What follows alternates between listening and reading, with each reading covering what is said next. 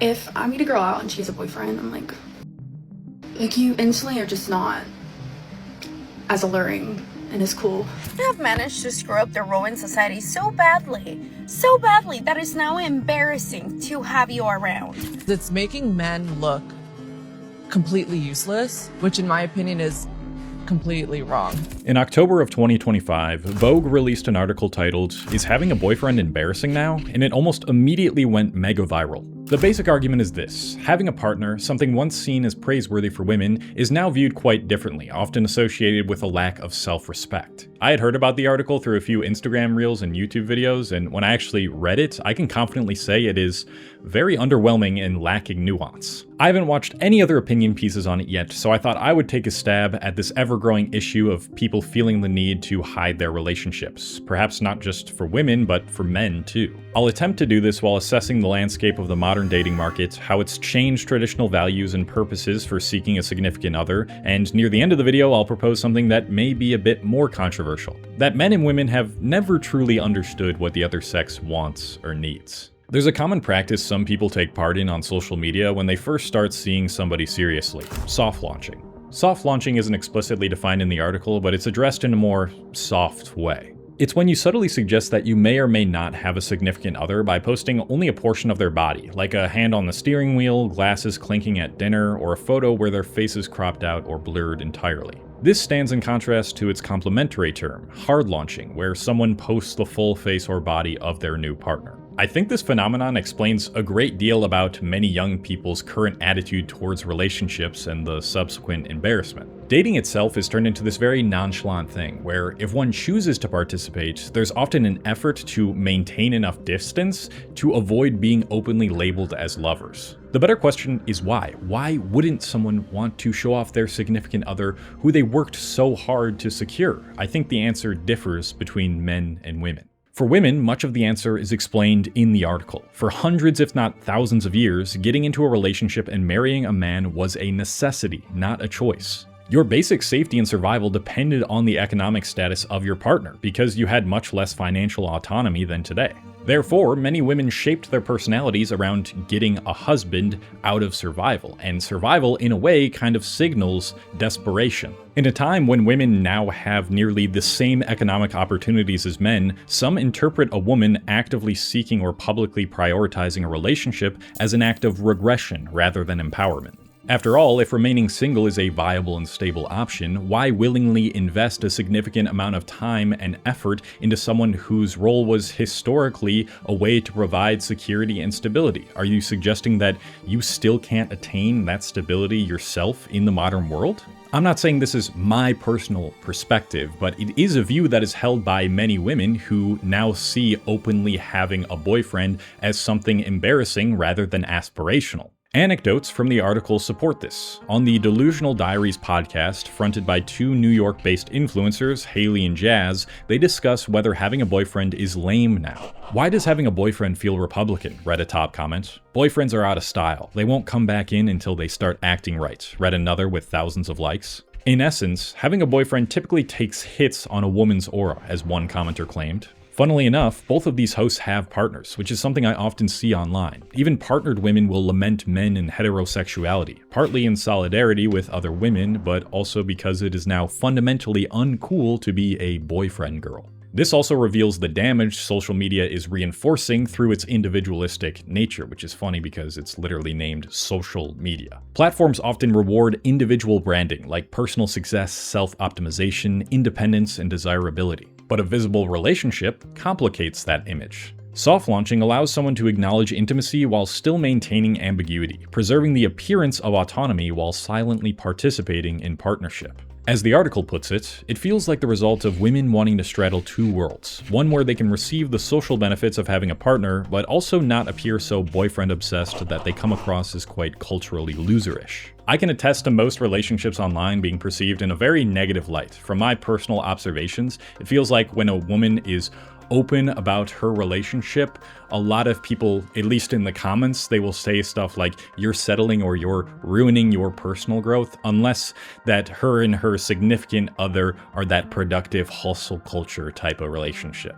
And if you do decide to hard launch your boyfriend, you end up losing hundreds of followers as cited in the article. I'd imagine that a lot of those followers are just gooner guys who fantasized about being with a woman that they've never met, but also a good portion of them were probably women who perceived that being in a relationship is somehow a sign of a lack of self-respect. Speaking of having more financial autonomy, let's talk about today's sponsor, Chime. Chime offers a smarter way to bank and manage your money. For years, I let my money rot away in a regular checking account with no interest. I was basically losing money due to inflation. But with Chime, I'm able to utilize their high-yield savings account with no monthly fees and no minimum balance requirement. All you have to do is set up direct deposit to your account, automate a percentage or dollar amount of every paycheck straight to your savings, and every day your money earns up to 3% APY, which is 7 times the national average savings rate. To put this into perspective, $7,000 in a regular savings account earns about $27 a year, but in Chime's HYSA, it could earn around $210 a year. That might not seem like a lot in the moment, but that money compounds year after year, and even without you depositing any more money,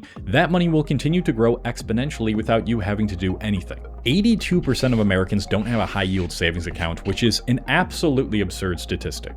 So if that is you, this is probably your sign to stop losing out on free money. It's a good time to sign up for Chime right now because they're offering up to a $350 bonus with qualifying direct deposits and up to 3% APY on your savings. The link's at the top of the description, or you can scan the QR code on screen. Plus, you can access their full suite of products like no overdraft fees and your paycheck up to 2 days early. Now, what about men? Why wouldn't men want to show their significant other off on social media? Well, firstly, I think this whole soft launching phenomenon happens much less with men, but when it does, I think it's because of an incomprehension of what relationships are supposed to represent now. Historically, relationships signaled status and competence for men. If you managed to attract a woman, it suggested you possessed something of value: social standing, economic stability, confidence, or the charisma to charm and connect. A visible relationship almost functioned like social proof. It demonstrated that you were both successful and desirable. And while you could argue that that's most people's interpretation of relationships still, for a lot of men and women, the meaning of a relationship is much less clear. Many of the traditional markers that once defined masculine success have weakened or become contested, while no universally agreed upon replacement has taken their place. As a result, publicly displaying a relationship does not carry the same sort of straightforward sense of achievement. In fact, in some online spaces, it can signal the exact opposite, just like it does for women, but for different reasons. You know, for men, if you're openly showing love to your partner and celebrating her, a lot of immature guys online will call you a simp, and they will project their own insecurities and fears onto your relationship. This type of criticism happens all the time unjustifiably for things as simple as like posting a caption just describing all the things you love about her, or even just posting her on your story. Speaking from my experience, when I made a video announcing my engagement to my wife a while back, I had plenty of dudes ready to give their opinion on how long they thought my marriage would last and why it was the wrong choice. Granted, any guy who ridicules you for actually caring about your partner and wanting to express appreciation for them is absurdly immature and shouldn't be taken seriously, but younger people especially are still gonna feel the weight of these kinds of words more than they did in the past, because it's happening through a medium in which men can comment without consequences behind an anonymous profile. What might have been a passing comment among a small social circle in the past now feels like a public judgment, repeated and reinforced by strangers who face no social consequences for saying it. And this results in those who are in the relationship second-guessing things they otherwise would have felt secure and confident about if they never posted about it, like whether they appeared too attached or whether they're revealing too much emotionally. Which is why I really don't blame couples who keep their relationship private. In fact, I actually admire them for it if this is the main reason for wanting to keep your relationship private. But if their main purpose for keeping the relationship quiet was a fear of commitment, that's a different story. So whether you're a man or a woman in a heterosexual relationship, soft launching becomes a compromise. It allows both parties to participate in intimacy while maintaining plausible deniability. Well, here's what I think about all of this. Having a significant other has always been embarrassing. It has always been scary. It's always been something you're gonna be judged for, and it has always required an immense amount of vulnerability. Yes, the erosion of traditional roles has certainly made dating more complicated, and I'm not ruling that out. But when it comes to people being embarrassed for publicly, openly being in a relationship, much of it is projection rooted in fear. Anyone who criticizes a man or woman for being in a happy, healthy relationship is almost always the person who is way too afraid to do the embarrassing work required to find a partner themselves. I mean, especially for dudes, what you have to do to get a woman to follow for you, it's embarrassing. If you're in person, you gotta approach her first. And if there's people around or if she's surrounded by her friends, there's probably gonna be people who hear you. And if people can hear you, there's a high chance you're going to be judged. And if that person rejects you, well, then you have to learn how to absorb that rejection without letting it define you. Even on dating apps, you're embarrassing yourself. You have to curate your profile carefully. You try to message in a way that's flirty, but not too flirty. You analyze small details that determine whether the conversation continues. And then you might get ghosted anyway, out of nowhere, and you'll be forced to confront the uncomfortable reality that someone just wasn't that interested in you. And that's embarrassing too. And if you do find yourself in a relationship, or even in the early stages of dating, you'll still have to do a lot of things that many people consider embarrassing. You know, you court them, you buy them flowers, you write them these soft, thoughtful messages in a prose that your friends would look at and be like, dude, what the hell are you talking about here? This doesn't sound like you at all. But that's the type of person that she brings out of you. Then you start developing real feelings, and this person begins to occupy your thoughts way more than you ever expected. And then you start pouring your soul into this relationship, and you open up about things that you've never told anyone before, deeply vulnerable things. A significant portion of your emotional world begins to revolve around them, and their opinion matters to you. And you think about like, oh, is this going to be something that she finds acceptable or he finds acceptable?